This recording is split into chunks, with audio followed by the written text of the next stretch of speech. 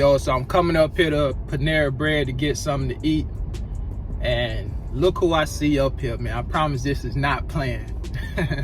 Hold on a second, let me show you guys. You see that truck over there? What that say on it? Shout out to GFS, man.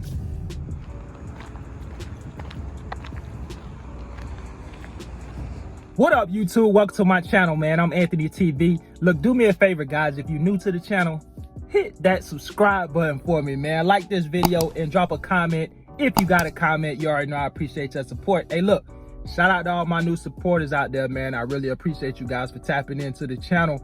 And look, before we get into today's video, I gotta say one thing. If you worked last week, y'all already know last week was a holiday pay week. I worked the extra day myself. But if you worked last week and you worked the extra day, I need you guys to drop those money bag emojis in the comment section right now. Drop those money bag emojis. Even if you didn't work an extra day, drop those money bag emojis if you worked on a holiday, man. Most of us food service drivers probably did, but I know some of you guys took off because I see it in the comments. But if you worked, y'all already know those checks hit different this morning. If you get paid on Thursdays like us, or maybe you get paid on Friday, if you get paid weekly, you're getting it tomorrow. Hey man, those checks hit different, all right? Shout out to everybody that worked last week on the holiday pay week, man. Hey look, man, without further ado, let's go ahead and get into today's video, all right? So look, last night or early this morning, one of my supporters hit me with a comment and they was like, Ant, man, can you make a video about drop yards? What it's like working at a drop yard? And they had a few questions along with that I'm gonna touch on today, right? I'm gonna give you the rundown on the drop yards, right? So they said they have plans on possibly moving to a different location, and it sounds like he's interested in working for Gordon Food Service, but where he's gonna move to is probably gonna be close to a drop yard location and not a distribution center, right?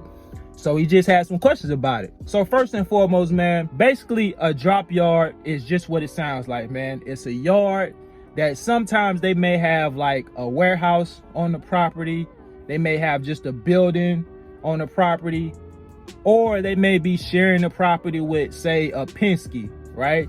And you have other companies that also share the same lot, right? You could be in that type of situation. I know our first drop yard, we were sharing it with Penske, and some other companies, trucking companies, were sharing their lot as well. And typically it's going to be a gated area, right? It's going to be fenced in, and it's usually a lot where companies keep tractors and shuttle drivers bring the trailers and drop them off at the yard. So basically what you would do, you would drive to that location, park your personal vehicle, hop into your tractor, hook up to your trailer, right? If it is a building there, you would go inside the building, grab your dolly.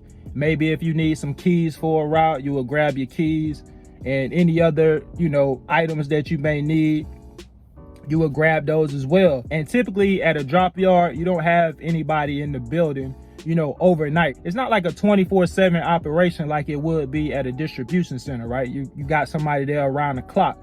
At a drop yard, it's usually nobody there overnight, right? Typically during the day, your transportation manager will be on site if they're not on a route or doing something else, but that's about it. And if you're sharing it with another trucking company, they may be inside of the building, but usually overnight is nobody there. I've only worked at a drop yard. If you work at a distribution center, that's pretty much a 24/7 operation, so you have access to things like, on-site mechanics. If you have something going on with your tractor or your trailer, right?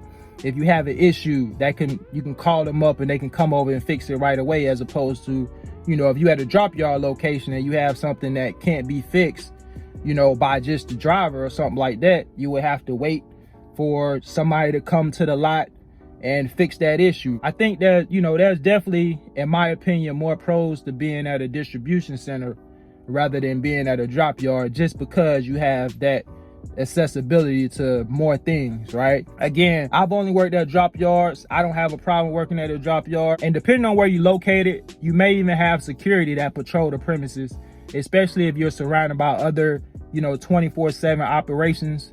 It's not uncommon to see security patrolling the premises. That's pretty much it. Hopefully this video answers your questions, but if you have any more, just drop it in the comments, man. You already know I'll either make a video about it or I'll address it in the comment section, all right? Look, guys, I'm gonna get ready to get out of here. Do me a favor, man. If you're new to the channel, hit that subscribe button for me, like this video, and drop a comment if you got a comment. Until next time, I'll catch y'all on the next one, man. Y'all take care.